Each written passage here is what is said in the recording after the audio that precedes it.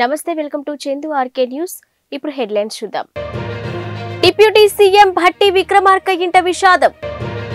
Hyderabad traffic కష్టాలు. కొత్తగా 1000 మంది హోంగార్డులు. సిపి కీలక ప్రకటన.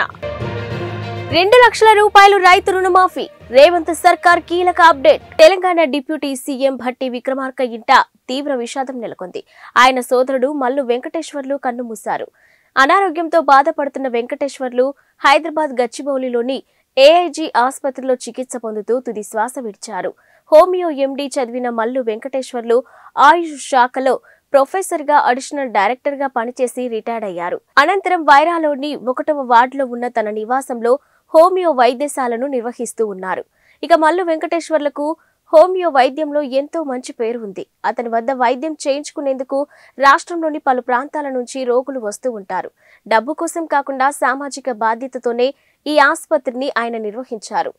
అయితే గత 3 నెలలుగా ఆయన కాలేయ సంబంధిత వ్యాధితో బాధపడుతూ ఉన్నారు.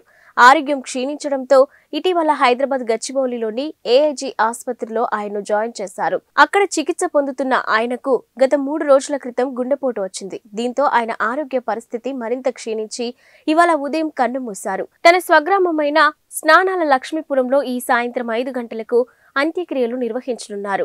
మల్లు వెంకటేశ్వర్లు మరణ వార్తతో స్నానాల లక్ష్మీపురం గ్రామంలోని విషాద ఛాయలు అలుముకున్నాయి.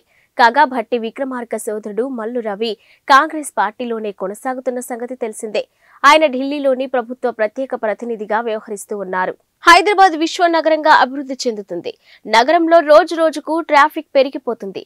ఇటీవల ట్రాఫిక్ సమస్యపై సీఎం రేవంత్ అధికారులతో సమీక్ష నిర్వహించారు. ట్రాఫిక్ క్రమబద్ధీకరణకు తీసుకోవాల్సిన చర్యలపై దిశానిర్దేశం చేశారు. ఇక అవసరమైన చోట ఫ్లైఓవర్లు, అండర్ పాస్లు నిర్మించాలని చెప్పారు. కొత్తగా హోంగార్డులను కూడా తీసుకోవాలని, అవసరమైతే సివిల్ పోలీసులను కూడా ట్రాఫిక్ కంట్రోల్కు వినియోగించుకోవాలని చెప్పారు. తాజాగా ట్రాఫిక్ రద్దీ నియంత్రణపై హైదరాబాద్ సిపి కొత్తకోట శ్రీనివాసరెడ్డి కీలక ప్రకటన చేశారు. నగరంలోని ట్రాఫిక్ సమస్యలు తొలగిపోయేలా చర్యలు తీసుకోవాలని సీఎం ఆదేశించిన నేపథ్యంలోనే ట్రాఫిక్ క్రమబద్ధీకరణకు కొత్తగా 1000 మంది హోంగార్డులను నియమిస్తున్నట్లు ఆయన ప్రకటించారు. దేశంలోని జాతీయ రోడ్డు భద్రతా మాసోత్సవాల్లో భాగంగా సోమవారం Hyderabad traffic police west zone ఆధ్వర్యంలో బంజారా హిల్స్ లోని సుల్తాన్ ఉల్ ఉలూం ఎడ్యుకేషనల్ సొసైటీ ఆడిటోరియంలో రహదారి భద్రతా చైతన్య సదస్సు నిర్వహించారు. తెలంగాణ ప్రభుత్వం 6 గ్యారంటీల అమలుకు కార్యాచరణ సిద్ధం చేస్తుంది. ఇప్పటికే 2 గ్యారంటీలు అమలు చేస్తూ ఉండగా మరో 2 గ్యారంటీల అమలుకు రెడీ అయింది. ఇక కాంగ్రెస్ గ్యారంటీలో రైతులకిచ్చిన 2 లక్షల రుణమాఫీ ముఖ్యమైంది. ఈ హామీపై చాలా మంది రైతులు ఆశలు పెట్టుకున్నారు. రైతు రుణమాఫీపై మొన్న జరిగిన బడ్జెట్ ప్రసంగంలోనూ డిప్యూటీ సీఎం ఆర్థిక మంత్రి భట్టి విక్రమార్క కీలక కామెంట్స్ చేశారు. పథకం అమలుకు కార్యాచరణ సిద్ధం చేస్తున్నామని చెప్పారు. తాజాగా ధరణి కమిటీ సభ్యుడు ఎం కోదండరెడ్డి కూడా రైతు రుణమాఫీపై కీలక అప్డేట్ ఇచ్చారు. రైతు రుణమాఫీ ఏకకాలంలో చేస్తామని ఇచ్చిన హామీకి కట్టుబడి ఉన్నామని ఆయన తెలిపారు. రైతుల అప్పుల వివరాలు సేకరించే పనిలో ప్రభుత్వం ఉందని అన్నారు.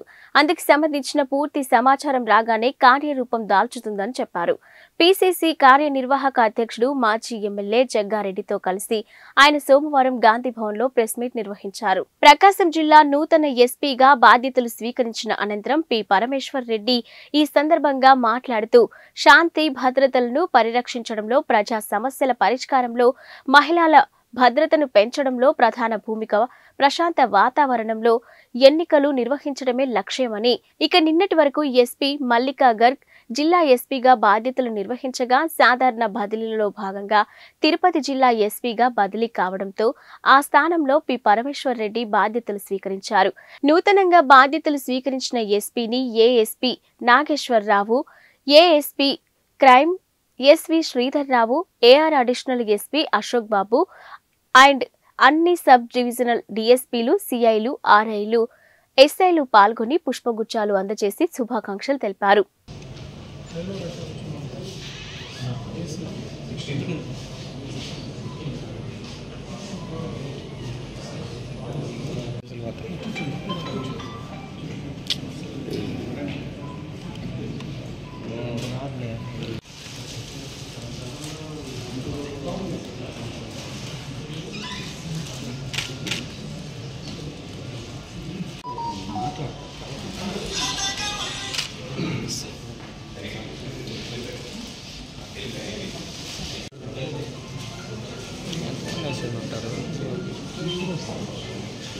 గుడ్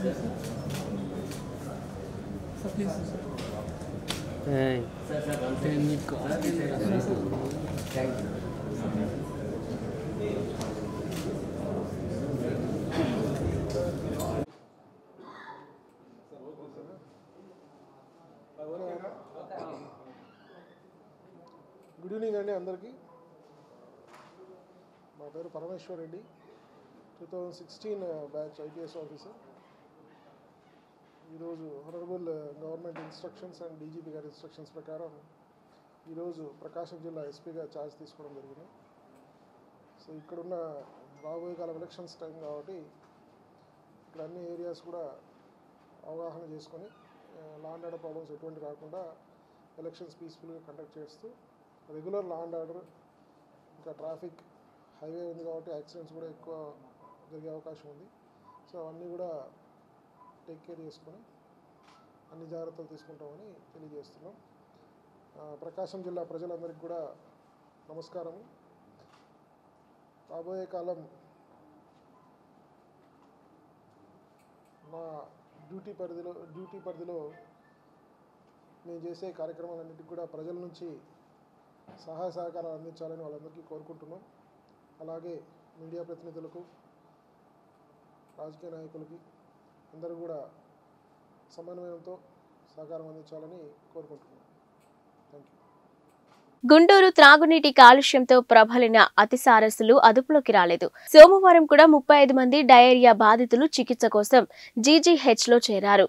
ఇక దీంతో ఇప్పటి వరకు ఆసుపత్రిలో చేరిన రోగుల సంఖ్య 75కు చేరింది. వీరిలో 2 పరిస్థితి విషమంగా ఉండటంతో మెరుగైన వైద్యం కోసం విజయవాడ సమీపంలోని నిమనీపాల్ ఆసుపత్రికి తరలించారు. జీజీహెచ్లో కోలుకున్న 15 మంది రోగులను డిశ్చార్జ్ చేశారు. ప్రస్తుతం 60 మంది చికిత్స పొందుతున్నారు. అయితే ప్రభుత్వం ఊహించిన దానికంటే నగరంలోని ప్రబలిన అతిసార తీవ్రత అధికంగా కనిపిస్తుంది. 3 రోజులైనా నగరంలో కేసుల తీవ్రత ఏమాత్రం తగ్గడం లేదు.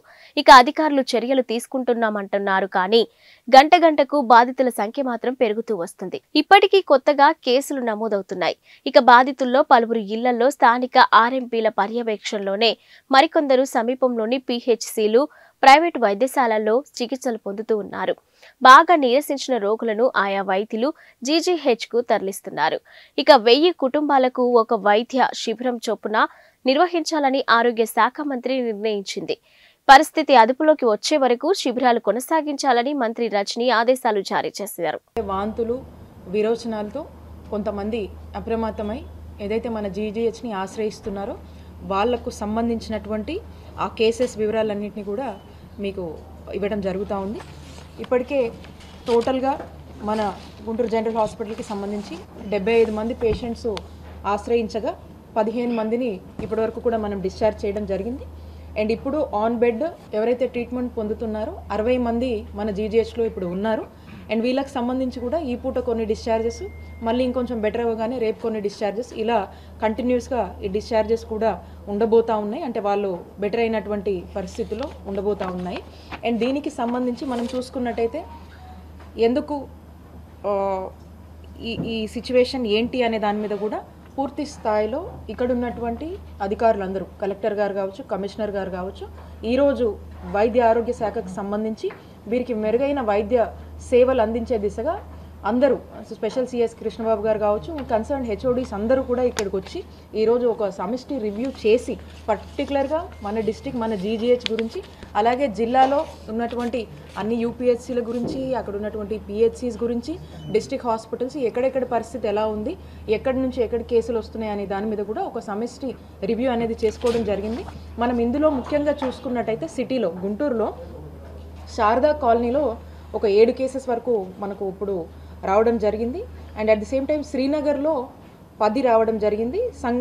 సంగడిగుంటలో కూడా ఒక 6 రావడం జరిగింది. ఇంకా మిగతా నల్లచెరువు కావచ్చు, ఏటి అగ్రహారం కావచ్చు, శ్రీనివాసరావుపేట, అలాగా నల్లకుంట, ఎల్ఆర్ కాలనీ, చుట్టుకుంట, నెహ్రూ నగర్, ఇలా అరండపేట కావచ్చు, కొరటిపాడు, బ్రాడీపేట, ఇలా ఈ ఏరియాస్ ఏవి తీసుకున్నా కూడా అక్కడ ఒకటి, ఎక్కడన్నా ఒక చోట 1, 2 వచ్చినటువంటి సిచ్యువేషను.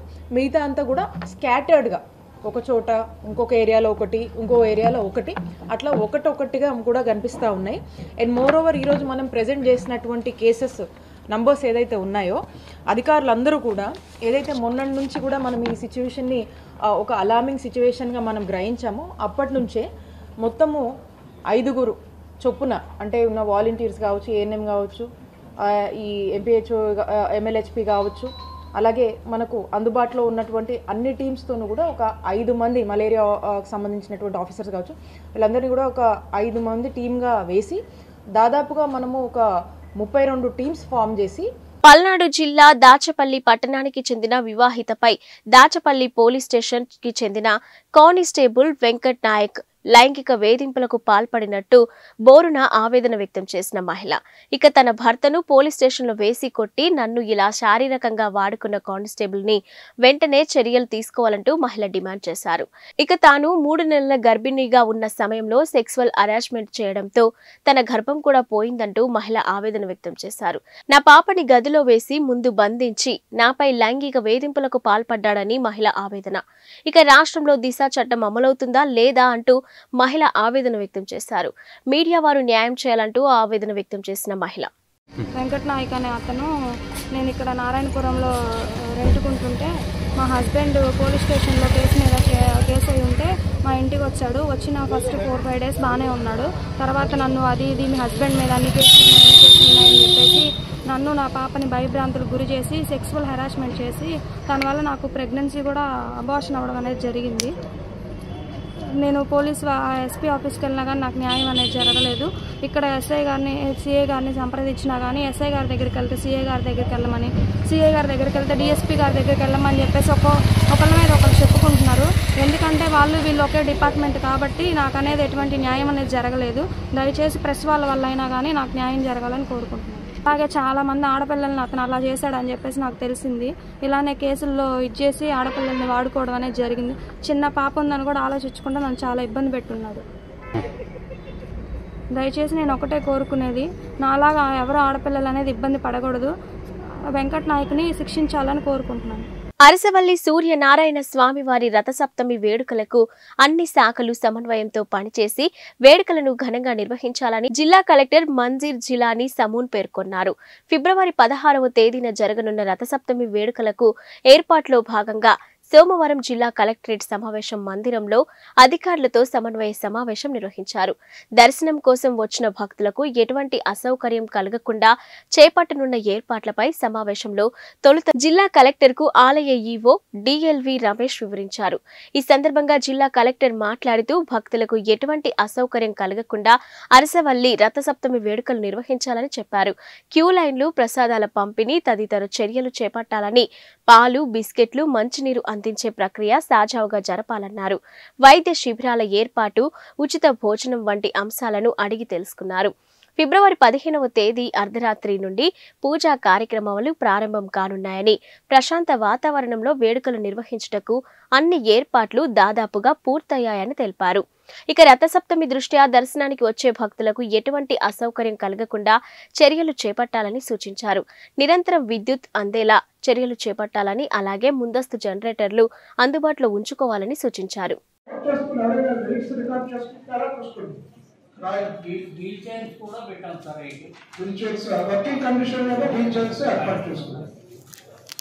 సింహద్వారం వద్ద విఐపీలు డోనర్స్ కొరకు షామియానాలు, కుర్చీలు ఏర్పాటు చేసి పోలీస్ వీల్ చైర్స్ తో పాటు వాలంటీర్స్ కూడా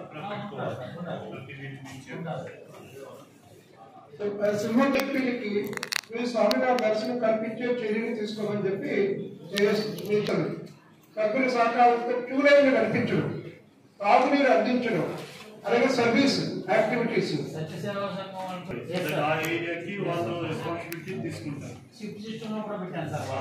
ప్రొసీడింగ్స్ తయారు చేసి ఆడియోతో కూడా షేర్ చేసేసి కూడా ఇవ్వాలి. మీ లెవెల్లో కానీ ఆడియో లెవెల్లో కానీ మీటింగ్ పెట్టేసి ప్రతి ఒక్కరికి ప్రతి అంశం గురించి చెప్పాలి. సో నీట్ గా ఐడియా వచ్చేస్తుంది. భక్తుల కొరకు ఉచిత ఫ్రీ మీల్స్ పెట్టాలని చెప్పి అంటున్నారు. అరసవల్లి గ్రామ సభ్యులు యు పాపారావు గారి ఆధ్వర్యంలో కొన్ని సేవా సంస్థలు మరియు ఆర్కే స్పోర్ట్స్ వారితో ఏర్పాటు చేస్తున్నారని చెప్పి రాసేది. అంటే వాళ్ళు సైట్ అడిగారు సార్. నేను ఒకసారి పోలీస్ డిపార్ట్మెంట్ తోటి కూడా మేము కోఆర్డినేట్ చేసుకుని ట్రాఫిక్ అంతరాయం లేకుండా ఏర్పాటు చేద్దామని నేను మీటింగ్ చేసే ఫైనల్. ఇది ఒక చిన్న సొల్యూషన్ అండి. ఒక్క దగ్గర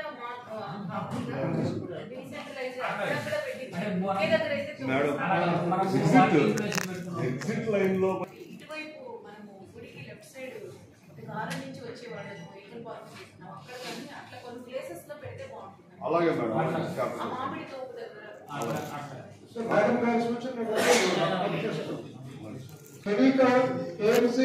అలాగే అది వైద్య శిబిరాలు నిర్వహిస్తామని చెప్పి మీరు ఏర్పాటు చేస్తున్నామని చెప్పి రాశారు. ఆల్రెడీ ప్లేస్ సెలెక్ట్ చేసుకున్నాం సార్ వాళ్ళే వచ్చి అక్కడ ఏర్పాటు చేసుకుంటాం. మేము అక్కడ కూడా పబ్లికేషన్ ఇస్తాము. 10వ తరగతి పరీక్షలకు పకడ్బందీగా ఏర్పాట్లు చేయాలని జిల్లా కలెక్టర్ డాక్టర్ మంజీర్ జిలానీ సమూన్ ఆదేశించారు. 10వ తరగతి పరీక్షల నిర్వహణపై కలెక్టర్ కార్యాలయ సమావేశ మందిరంలో సంబంధిత అధికారులతో సోమవారం జిల్లా కలెక్టర్ సమీక్ష నిర్వహించారు.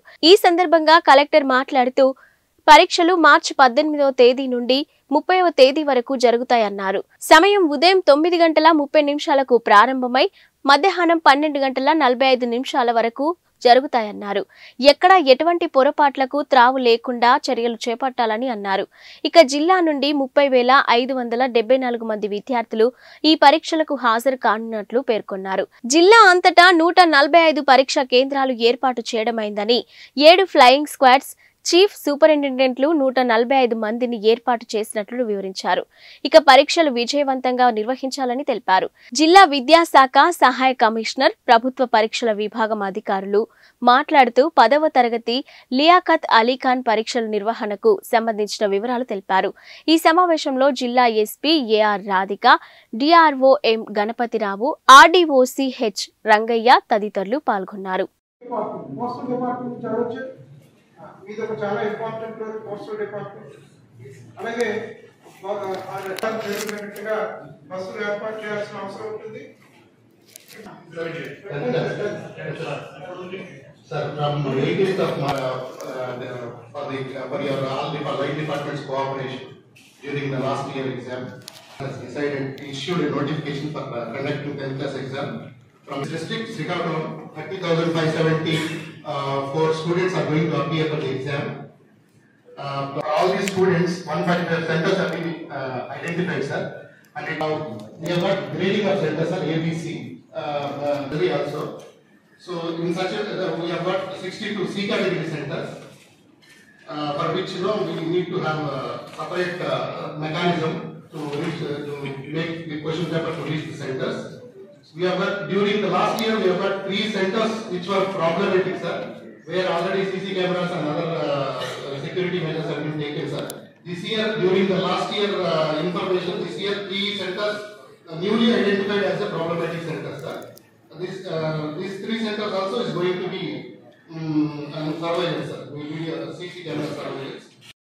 After that, for transportation of this exam material, police escort teams will be sent with their vehicles, and there will be one wireless set which will be established in the strong room that's in the GH, sir. They will know, and we will see that no violation happens, and there will be bandobast at each examination center depending on the strength of students there. And last time we utilized Mahila police for frisking, sir. Only we have to replace the Mahila police for frisking because we don't have enough women police officers in the district, sir. That's the only request we have made, sir. And then we will be arranging mobile police parties going to moving to curtail any rumors to prevent the leakage cases, sir. And Akshaya developers అధినేత Madiwada Venkatakrishna Christian సేవలు అభినందనీయమని Janasena party రాష్ట్ర కార్యదర్శి మండలి రాజేష్ అమ్మిశెట్టి వాసులు కొనియాడారు. ఇక జనవరి 28వ తేదీన మాదివాడ వెంకటకృష్ణ ఆధ్వర్యంలో ఉచిత మెగా వైద్య శిబిరాన్ని నిర్వహించారు. ఈ శిబిరంలో కంటి వైద్య నిపుణులు 650 మందికి కళ్లజోళ్లు అవసరం ఉన్నట్లు గుర్తించారు. కళ్లజోళ్లు అవసరం ఉన్నవారికి చల్లపల్లిలోని చంద్ర రాజేశ్వరరావు వికాస కేంద్రంలో సోమవారం వెంకటకృష్ణ ఆర్థిక సహకారంతో పార్టీ జిల్లా అధికార ప్రతినిధి రాయపూడి వేణుగోపాలరావు అధ్యక్షతన నిర్వహించిన కార్యక్రమంలో మండలి రాజేష్ అమ్మిశెట్టి వాసుల చేతుల మీదుగా కళ్లజోళ్లను పంపిణీ చేశారు. ఈ సందర్భంగా మండలి రాజేష్ మాట్లాడుతూ జనసేన పార్టీలో చేరిన అనతి కాలంలోనే వెంకటకృష్ణ సేవా కార్యక్రమాలు చేయడం హర్షణీయమన్నారు. ఇక జనసేన పార్టీ అధినేత పవన్ కళ్యాణ్ కోరుకున్నట్టు అదే బాటలో వెంకటకృష్ణ పయనించడం ఆశాదాయకమన్నారు. ఇక తమ అధినేత కోరుకున్నట్టు సమస్యలపై పోరాడటం, సమస్యలు ఉన్న చోట ముందు ఉండేది జన సైనికులేనని తెలిపారు. అధికార దుర్వినియోగానికి పాల్పడే వారికి ముందు గుర్తు వచ్చేది జనసేన పార్టీయే అన్నారు. ఈరోజు మొట్టమొదటిసారిగా హిందూపురం వాల్మీకి సంఘం సంబంధించి మొట్టమొదటిసారి ఆత్మీయ సమావేశానికి వచ్చినాడు. ఆ ఫీలింగ్ ఎలా ఉంది మీకు? ఆత్మీయ కలిక వాల్మీకి అన్నలందరూ కూడా కలిసి పెట్టినారు. చాలా సంతోషంగా ఉంది. చాలా బాగా అందరూ కూడా ఆదరించడం జరిగింది. అన్నలందరూ కూడా మేమున్నామమ్మా నీతో పాటని అందరూ కూడా ధైర్యంగా ముందుకు నీతో పాటు మేమందరం కూడా ఉన్నాము, మీరు కాదు ఈరోజు మేమే నిలబడినట్లుగానే వాళ్ళే చెప్పడం జరుగుతారు. నిలబడాల్సింది అనివార్యం. ఎవరు పార్టీ డిసిజన్ తీసుకుంటుందో అది ఆ పార్టీ ఈ పార్టీ అని కాదు, డిసిషన్ తీసుకునే హక్కు వాళ్ళకు ఉంది. వాల్మీకిలు పెడితే కూడా నేను అందరికీ చెయ్యెత్తి మొక్కి వినతి చేసుకుని వింటే నేను హిందూపురంలో ఇప్పుడు పార్లమెంటరీ అభ్యర్థిగా వైఎస్ఆర్ కాంగ్రెస్ పార్టీ జగన్మోహన్ రెడ్డి అన్న తెచ్చిన పథకాలన్నీ కూడా ప్రతి గడపకి పోయినాయి. ప్రతి అక్క అనుభవిస్తుంది, ప్రతి చెల్లి, ప్రతి తల్లి, ప్రతి అన్న అందరూ తీసుకుంటున్నారు. రైతులు కూడా బాగున్నారు, పిల్లలు కూడా బాగున్నారు, అందరూ సంరక్షణంగా ఉండాలి. ఈరోజు సమాజంలో సామాజిక న్యాయం ఏడన అయ్యిందంటే వైఎస్ జగన్మోహన్ రెడ్డి అన్న పాలనలో. దయచేసి అన్న ఏమి రామరాజ్యం కట్టినారో ఆ రామరాజ్యం మనకు ఉండాలి, మనమందరూ కూడా సురక్షితంగా ఉండాలి, మనమంతా కూడా సమాజంలో గౌరవంగా ఉండాలి అంటే దయచేసి ఏ పార్టీ ఏ వర్గానికన్నా ఈ ఆడకూతురు ప్రతి ఒక్క ఇంటి గడపకు హిందూపురం పార్లమెంటరీ ప్రతి గడపకు అడుగుతా ఉంది. జగన్మోహన్ రెడ్డి సంక్షేమ పథకాల జొత్తులో ఈ ఆడకూతురు కూడా మీ ఇంటి బిడ్డ. దయచేసి మీరందరూ కూడా ఆశీర్వదించండి. మీ ఇంటికి గడప గడపకి ఎట్లా పథకాలు వస్తాయో ఈ శాంతి కూడా మరియు లోకల్లో ఉండే ఎమ్మెల్యేలు ఆ అసెంబ్లీకి సంబంధించిన ఎమ్మెల్యేలు కూడా వచ్చి మీ పనులు చేస్తాం, మీ ఇంట్లో మీ బిడ్డలుగా ఉంటామని కోరుకుంటున్నాం. సఖీ జాతీయ మహిళా మండలి వారు చేపట్టిన కార్యక్రమం ఖమ్మం పట్టణంలోని 27వ డివిజన్లో దందముడి గిరిజ ఆధ్వర్యంలో సమావేశం ఏర్పాటు చేయడం జరిగింది. ఈ యొక్క సమావేశానికి ముఖ్య అతిథిగా నరాల సత్యనారాయణ, 27వ డివిజన్ కార్పొరేటర్ దొడ్డ నాగేష్, సఖీ జాతీయ మహిళా మండలి సభ్యులు, అన్ని వర్గాల మహిళలు పాల్గొనడం జరిగింది. అనంతరం వారు మాట్లాడుతూ శక్తి జాతీయ మహిళా మండలి ముఖ్య ఉద్దేశం మహిళలను అన్ని విధాలా ఆదుకోవాలని, పేద కుటుంబాల వారికి ఉన్న సమస్యలను తీర్చడానికి ముందుండి పనిచేస్తుందని, ఖమ్మం నగరంలోని సుమారు 400 మంది సభ్యులు పనిచేస్తూ ఉన్నారని, మహిళల పట్ల ఉన్న అనేక సమస్యలను పరిష్కరించడానికి వారు ముందు ఉంటారని, ఈ సఖీ జాతీయ మహిళా మండలి సుమారు 29 రాష్ట్రాల్లో పనిచేస్తుందని, ఇతర దేశాలలో సైతం పనిచేస్తూ అనేక సేవా కార్యక్రమాలు ద్వారా మంచి గుర్తింపును పొందుతూ ఉందని వారు కొనియాడారు. ఈ కార్యక్రమంలో కనగంటి నాగమణి, కిరణ్మయ్, మారోజు ప్రేమకుమారి తదితరులు పాల్గొన్నారు. ఖమ్మంలో 27వ డివిజన్లో గిరిజ గారి నాయకత్వంలో ఈరోజు ఇక్కడ సమావేశం జరిగింది. మరి పెద్ద ఎత్తున గిరిజ గారు మహిళలను ఈ 27వ డివిజన్లో పిలిపించడం జరిగింది.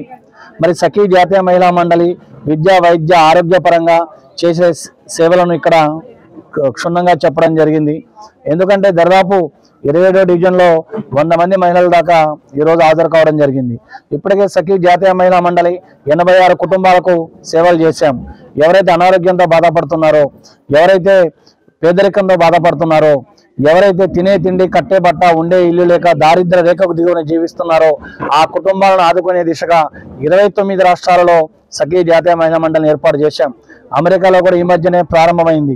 అంటే సఖీ జాతీయ మహిళా మండలి 29 రాష్ట్రాలలో పేదవాళ్ళకి సహాయం చేసే దిశగా, నిరుపేదలకు సహాయం చేసే దిశగా, అదేవిధంగా అనాథ శరణాలయాలకు సేవ చేసే దిశగా, వృద్ధాశ్రమాలకు సేవ చేసే దిశగా ముందడుగులు వేస్తూ ఉన్నది.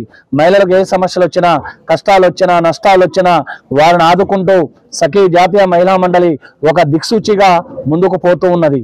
మరి మన ఖమ్మం టౌన్లోనే 400 మంది మహిళలు ఈరోజు సఖీ. కాకినాడ శాంబమూర్తి నగరంలోని శ్రీ శ్రీ శ్రీ వైభవ వెంకటేశ్వర స్వామి విగ్రహ ప్రతిష్ట వైభవంగా నిర్వహిస్తున్నట్లు కాకినాడ సిటీ ఎమ్మెల్యే ద్వారంపూడి చంద్రశేఖర్ రెడ్డి పేర్కొన్నారు. 2022 సంవత్సరం ఫిబ్రవరి 14న ఆలయ శంకుస్థాపన చేయగా 2 ఏళ్ల అనంతరం సరిగ్గా ఫిబ్రవరి 14న శ్రీ శ్రీ శ్రీ వైభవ వెంకటేశ్వర స్వామి విగ్రహ ప్రతిష్ఠ కార్యక్రమాన్ని నిర్వహిస్తున్నామన్నారు. బ్రహ్మశ్రీ డాక్టర్ చాగంటి కోటేశ్వరరావు ఆశీస్సులతో 3 రోజుల పాటు ఈ కార్యక్రమాలు నిర్వహిస్తున్నట్లు తెలిపారు. సోమవారం ఆలయ ప్రాంగణంలో విలేకరుల సమావేశంలో ఆయన మాట్లాడారు. 14వ తేదీన శ్రీ వైభవ వెంకటేశ్వర స్వామి విగ్రహ ప్రతిష్ఠ, 15వ తేదీన శ్రీ వైభవ వెంకటేశ్వర స్వామి దివ్యక్షేత్రం నుండి ఆనంద భారతి వరకు తిరువీధి మహోత్సవం నిర్వహించడం జరుగుతుందన్నారు. అదేవిధంగా ఉదయం 9 గంటలకు ఆనంద భారతి గ్రౌండ్ లో సామూహిక కోట్నాలోత్సవం, అనంత కోలాటం, దాండియా నిర్వహించడం జరుగుతుందన్నారు. ఈ కార్యక్రమాన్ని విజయవంతం చేయాలని తెలిపారు. 16వ తేదీ రంగరాయ మెడికల్ కాలేజ్ లో వెంకటేశ్వర స్వామి కళ్యాణోత్సవం నిర్వహించడం జరుగుతుందన్నారు. ఈ కార్యక్రమంలో వచ్చిన భక్తులకు తిరుపతి లడ్డూను ప్రసాదంగా ఇస్తామన్నారు. మనం ఈరోజు కాకినాడ పట్టణం సామూహిక నగర్ 13వ డివిజన్లో ఉన్నాం. ఇక్కడ శ్రీ వైభవ వెంకటేశ్వర స్వామి ఆలయాన్ని కొత్త ఆలయాన్ని నిర్మించుకోవడం జరిగింది. 2022 ఫిబ్రవరి 14న ఈ ఆలయ శంకుస్థాపన చేసాం. కరెక్ట్గా 2 సంవత్సరాల్లో అంటే 2024 మళ్ళీ ఫిబ్రవరి 14న విగ్రహ ప్రతిష్టని చేయాలని చెప్పేసి పెద్దల సూచనల మేరకు నిర్ణయించడం జరిగింది. ఇది పూర్తిగా కాకినాడ పట్టణంలో మొట్టమొదటిసారి రాతి కట్టడం, అంటే రాయితో కట్టడం జరిగింది ఈ విగ్రహాన్ని. కనుక ఈ విగ్రహ ప్రతిష్ట కార్యక్రమం 14వ తారీఖు ఉదయం 10 గంటలకు ఉంటుంది. కనుక 50 మంది కూడా ఈ విగ్రహ ప్రతిష్ట కార్యక్రమంలో పాల్గొని ఆ వెంకటేశ్వర స్వామిని చూసి తరించవలసిందిగా మనస్ఫూర్తి కోరుకుంటున్నాను. అదేవిధంగా ఈ యొక్క కార్యక్రమానికి పెద్దలు, గురువులు శ్రీ చాగంటి కోటేశ్వరరావు గారి ఆధ్వర్యంలో ఈ యొక్క విగ్రహ ప్రతిష్ట కార్యక్రమం వైష్ణవ సాంప్రదాయంలో జరుగుతుంది. చాలామంది పండితులు వివిధ రాష్ట్రాల నుంచి, ఈవెన్ నేపాల్ నుంచి కూడా పండితులు తీసుకురావడం జరిగింది. చాలా సాంప్రదాయంగా ఈ యొక్క కార్యక్రమాన్ని 3 రోజులు చేస్తున్నాం. మొత్తం ఇది 5 రోజుల కార్యక్రమం. రేపు ఎల్లుండితో ఎల్లుండి ప్రతిష్ఠ చేస్తాం అని తెలియజేసుకుంటున్నాను. అదేవిధంగా విగ్రహ ప్రతిష్ఠ కార్యక్రమం 14వ తారీఖున అయిన తర్వాత 15వ తారీఖున ఆనంద భారతిలో స్వామివారిని అక్కడ పసుపు కొట్టే కార్యక్రమం, దానికి కాకినాడ పట్టణంలో ఉన్నటువంటి చాలామంది మహిళలు పాల్గొంటున్నారు. పసుపు కొట్టే కార్యక్రమం తర్వాత మెహందీ పెట్టుకోవడం జరుగుతుంది.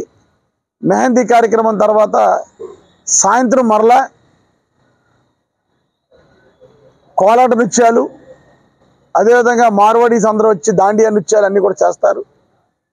ఇది 15వ తారీఖు కార్యక్రమం. అక్కడే 15వ తారీఖు సాయంత్రం 5 గంటలకి స్వామివారికి, అమ్మవారికి మంగళ స్నానం కూడా ఉంటుంది. ఈ యొక్క 15వ తారీఖు ప్రోగ్రాం పూర్తిగా ఉదయం సాయంత్రం వరకు ఆనంద భారతిలో జరుగుతుంది. అందరూ కూడా వచ్చి ఈ యొక్క కార్యక్రమాన్ని వీక్షించవలసిందే కోరుకుంటున్నాను. తర్వాత 16వ తారీఖున రంగరాయ మెడికల్ కాలేజ్ గ్రౌండ్లో శ్రీ వైభవ వెంకటేశ్వర స్వామి గారిది కళ్యాణోత్సవం ఉంటుంది. ఈ కళ్యాణోత్సవానికి వైజాగ్ నుంచి పండితులు వచ్చారు. వైజాగ్ శ్రీ వైభవ వెంకటేశ్వర స్వామి గుడి నుంచి పండితులు వచ్చి ఈ యొక్క కళ్యాణ కార్యక్రమాలు చేయడం జరుగుతుంది. 16వ తారీఖున జరిగే కళ్యాణ కార్యక్రమానికి 50 మంది పాల్గొనవలసిందిగా మనస్ఫూర్తి కోరుకుంటున్నాను. ఆల్రెడీ చాలామందికి పాసులు కూడా ఇవ్వడం జరిగింది. అందరూ కూడా పాల్గొని ఈ యొక్క కార్యక్రమాన్ని చూసి ఆనందించవలసిందిగా కోరుకుంటున్నాను. 16వ తారీఖున 4 గంటలకు రంగరాయ మెడికల్ కాలేజ్ గ్రౌండ్లో స్టార్ట్ అవుద్ది. కళ్యాణం పూర్తయిన అనంతరమే తిరుమల తిరుపతి దేవస్థానం నుంచి లడ్డూలు తెప్పిస్తాను. వచ్చిన ప్రతి భక్తుడికి కూడా తిరుపతి లడ్డు ఇచ్చి అక్కడే టిఫిన్ కూడా ఏర్పాటు చేశాను. అక్కడే అందరూ కూడా టిఫిన్ చేసి కార్యక్రమాన్ని ముగించవలసిందిగా కోరుకున్నాను ఆ రోజు. కనుక 16వ తారీఖుని కళ్యాణానికి కూడా అటెండ్ అవ్వమని కోరుకుంటున్నాను. ఎన్నిటి వెనకాల పెద్దలు శ్రీ చాగంటి కోటేశ్వరరావు ఆశీస్సులతోటే ఎన్ని చేస్తున్నాను. ఈ కార్యక్రమాలు అంటే 14వ తారీఖు విగ్రహ ప్రతిష్ట, 15వ తారీఖున స్వామివారి మంగళ స్నానాలు, అదేవిధంగా 16వ తారీఖు స్వామివారి కళ్యాణం. ఈ 3 కార్యక్రమాలకి వీలు బట్టి కాకినాడ పట్టణ ప్రజలందరూ కూడా పాల్గొని ఆనందపరచాలని వాళ్ళని మనస్ఫూర్తి కోరుకుంటూ ఈ యొక్క ప్రెస్ మీట్ పెట్టడం జరిగింది. మీరందరూ కూడా ఒక్కసారి టెంపుల్ని వీక్షించి ఫోటోలు కూడా తీసుకోవచ్చు. ప్రతిష్ట రోజు కూడా మిమ్మల్ని కూడా తప్పకుండా రమ్మని మనస్ఫూర్తి కోరుకుంటున్నాను. ఇవి ఇప్పటివరకున్న బులెటిన్ అప్డేట్స్. మరిన్ని అప్డేట్స్తో మళ్ళీ కలుద్దాం.